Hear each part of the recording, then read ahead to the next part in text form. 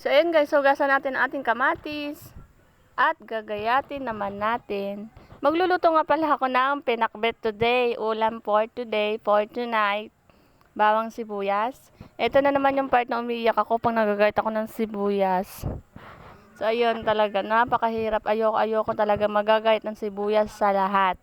Mas maganda guys, mag-ulam tayo ng gulay. Healthy sa ating body, sa ating katawan, charot. Joke lang. Masarap ang gulay pag fresh. 'Di ba?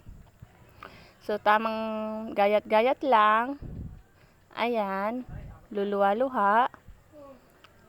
Yan. Hugasan naman natin guys ang ating gulay, ang ating mga gulay na kay fresh sa bili sa palengke. Hugasan natin mabuti para iwas germs, charot, kasi kung sino-sinong kamay ang humawak dito. Joke lang.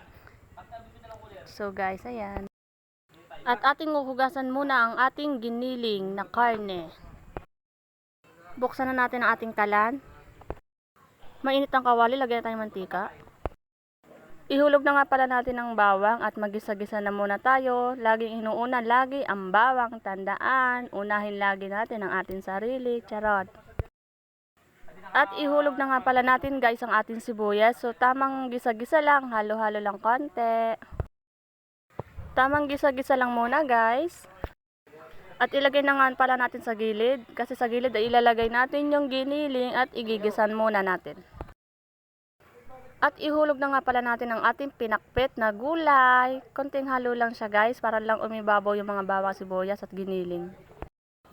Lagyan nga pala natin ng tubig. Titimplahan na natin guys ng paminta, asin,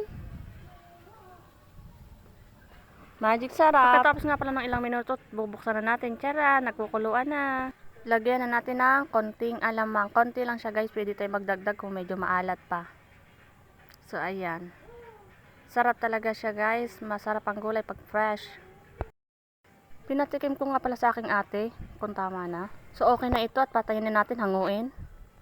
At ito na nga guys, kakain na ulit ako. Pinakamasarap at pinakamasayang party ng buhay ay ang pagkain. Ayan na nga't napapasayaw ako. Talaga nga naman napakasarap mamapak, charot. Bye bye!